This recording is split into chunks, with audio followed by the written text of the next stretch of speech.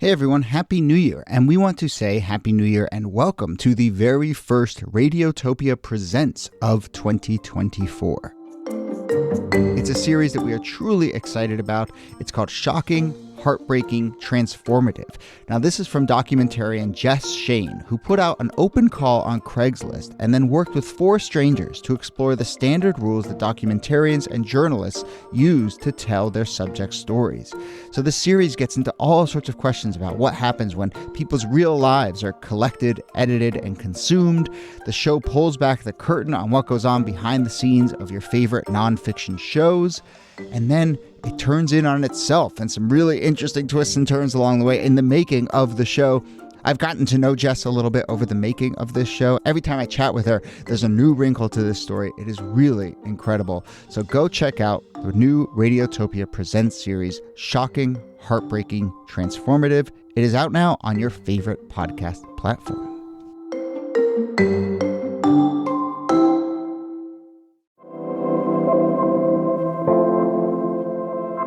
Hello and welcome to This Day in Esoteric Political History from Radiotopia. My name is Jody Avirgan. I'm recording this on Monday, June 1st, after a weekend of protest, anger, sadness, and violence this country hasn't seen in a long, long time. And I don't think I see it ending anytime soon. So we try and keep these shows pretty short, but I just want to say a few words before we get to today's episode, which is about a massive labor strike in 1952. But if you listened to the first episode of this show, you heard us talk about how both Nikki and I feel like history has lots to teach us, but not in tidy ways. You can't always look to a historical moment and say, this is just like that, and here are 3 quick lessons.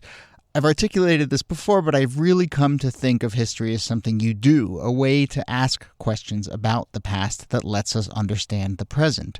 And in turn, I've come to think of history not as cyclical, but as cumulative. The tumult we're feeling and living in right now is a product of the past, not a repetition of it. And it's a product of a ton of forces: elections, societal changes, racism, economic divides. That said, it needs to be said, this weekend's protests were in response to a very specific thing as well: police brutality against Black Americans. So since we're in the habit of listing past moments on this show, I'll just acknowledge the long history of protests against police brutality. Here's an incomplete list. 1943 in Harlem, 1965 in Watts, 1967 Newark, 1980 Miami, 1992 Los Angeles, 2014 Ferguson, 2015 Baltimore, and now 2020 everywhere. We could have 100 episodes of this podcast starting on different days that speak to this moment, because the struggle against police violence is a struggle that has been going on for that long.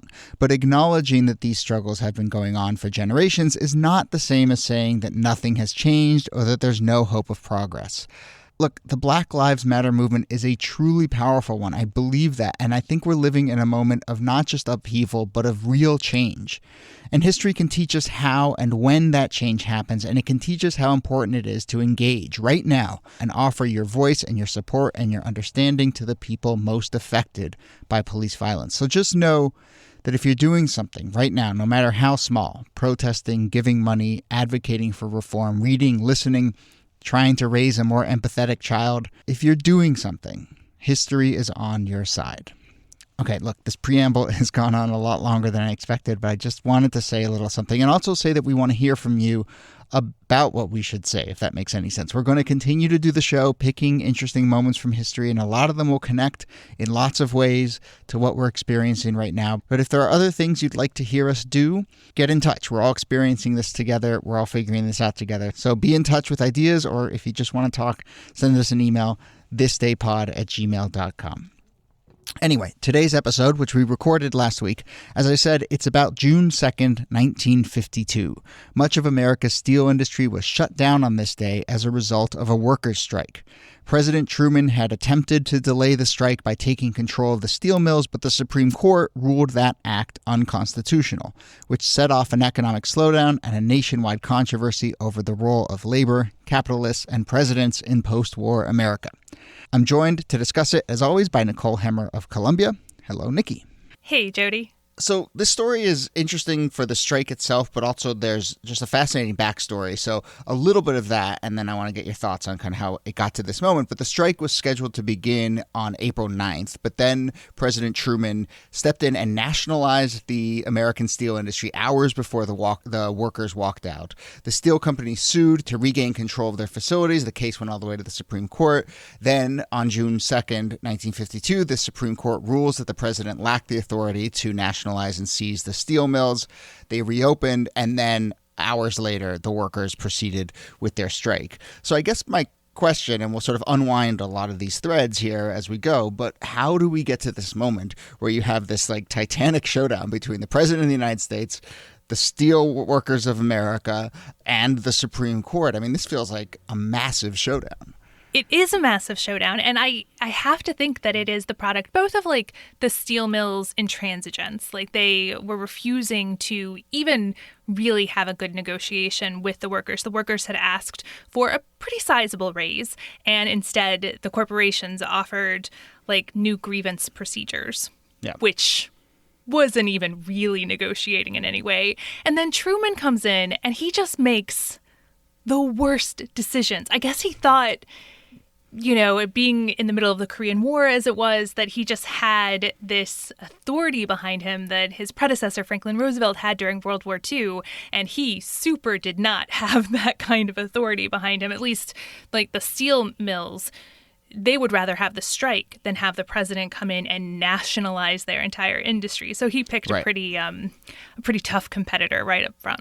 So let's stay on Truman. Does this say something about the kind of pressures he's under or even the way he operates? Because it does feel like of a part with this sort of really tricky line he's trying to walk about feeling like he's waging a war and he's a tough guy and feeling pressure from, you know, anti-communist forces at home to wage this war and to, in turn, you know, support the production that would help that war. How much of this is just about the particular forces that Truman is under, and then he has this like weird breaking point where he goes and he just like oversteps his bounds? Yeah, I think that you're right. He is under a lot of, if not unique, then distinct pressures. Like, he wants to keep these steel mills open, not only because he needs them for war production, but the steel industry basically runs the American economy in a lot of ways. When these mills shut down, food growers are in trouble because they don't have enough tin to can things. Like, it's a real problem when this shuts down. But the other pressure he's under is from labor unions. He's a Democrat. Yeah. And there is a real union base to his party. It's 1952, the middle of an election year. He has the authority to delay the strike. He can delay it for 80 days under the Taft-Hartley Act, but he doesn't want to do it because he's worried about the union vote. You know, why does he then take this act then? Because you're sort of hinting at these other abilities he has. This, and ostensibly unions are on his side. He could broker a negotiation. Presidents have found other ways to step in. I think this is the second time ever that a president has decided to nationalize an entire industry in this way. Presidents can step in, but these are two pretty massive forces. I mean, United Steelworkers is a big union. U.S. Steel and other parts of the steel industry are a big industry. And so, like, trying to actually get them to sit down and negotiate. I mean, he would have to, like, create a platform for them to negotiate, but he doesn't have the power to simply dictate terms. The federal government had issued a potential compromise solution, but the U.S. Steel rejected it. Yeah. He thinks, you know, it's the middle of a war. You've just come out of World War II. You're in the middle of this early Cold War. He has this new power. The Defense Production Act had just been passed 2 years earlier. And so I think he thought that there would be enough sort of patriotic rallying that he would be able to make this work just on the force of that kind of bully pulpit of patriotism. Well, I want to get to the specifics of this case and talk a little bit about the Supreme Court ruling here as well. But I mean, what you're saying makes me think a little bit of this moment we're in right now, in that there is a desire out there for like strong, authoritative, decisive action on the part of the government. But then there is also at the same time this fear of overreach or this fear of doing the wrong thing. And so maybe it's as simple as we want our leaders to act and we want them to act in a good way, but you can see that tension in there, and you can see that tension now. Yeah, you want leaders to act authoritatively when they're acting for the things you want. Otherwise, you think of them as authoritarians. But I think that in this case, the the Cold War context is also really important. The U.S. had just come out of a fight against fascism. Now they're fighting communism. And like, what's the one thing that communists do? They nationalize industries. Like, this was such a bad idea on so many levels. And he was called, there were lobs of communism. He was called Hitler-esque in the wake of this. I mean, it definitely set off those kinds of alarms for people in terms of the overreach of government. So now you have the Supreme Court come in and say, no, you can't do this. How significant of a ruling is that? And what kind of precedent does it set? So it is a decisive and important ruling. It puts a limitation on presidential power, or recognizes this limitation. But I think it's important to note that the reason why he wasn't able to use the DPA, the Defense Production Act, in this way was because Congress hadn't specifically authorized it. The Supreme Court didn't say, no, you can never nationalize industries. It said, Congress needs to tell you can nationalize the steel mills in order for you to do it. I mean, that's so interesting because I feel like a lot of the stuff we've discussed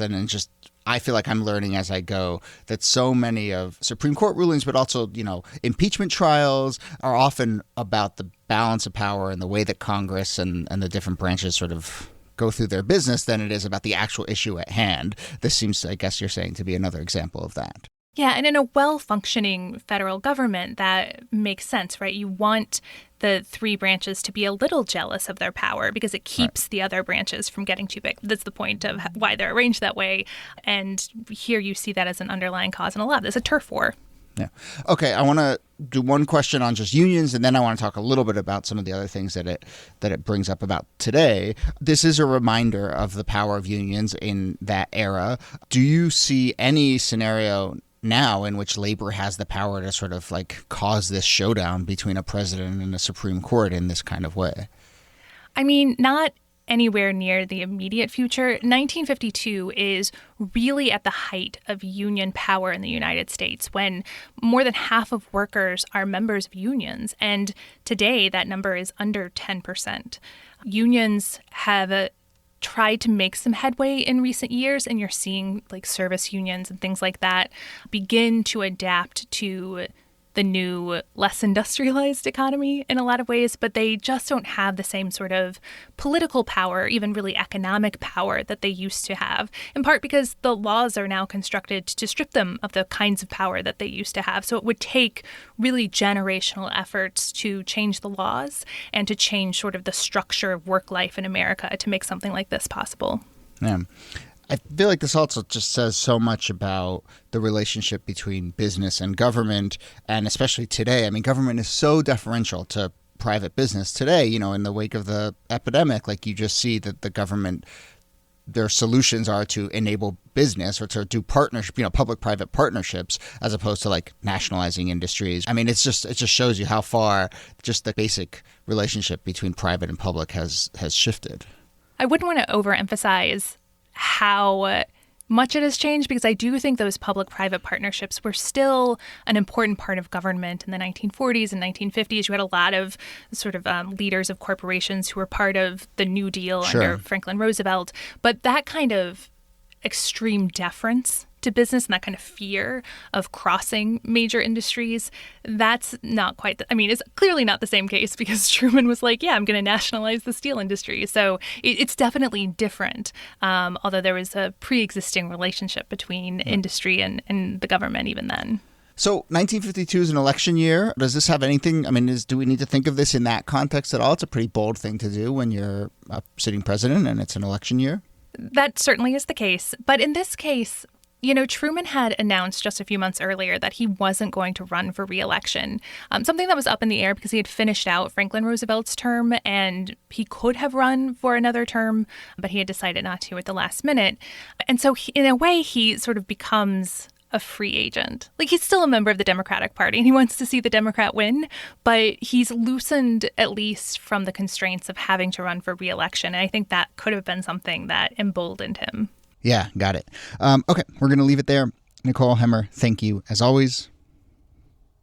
Thanks, Jody. This Day in Esoteric Political History is a proud member of Radiotopia from PRX. You can find out lots more about the show, including how to suggest a topic, at thisdaypod.com. Our researcher and producer is Jacob Feldman. Thursday, we're fast-forwarding 20 years to another dramatic election year, 1972, to focus on one candidate's revolutionary fight to be included in a Democratic debate and, in the process, one of our favorite historical figures. We're very excited we're getting to her. That's coming on Thursday. My name is Jody Avirgan. Thanks again for listening, and we'll see you soon.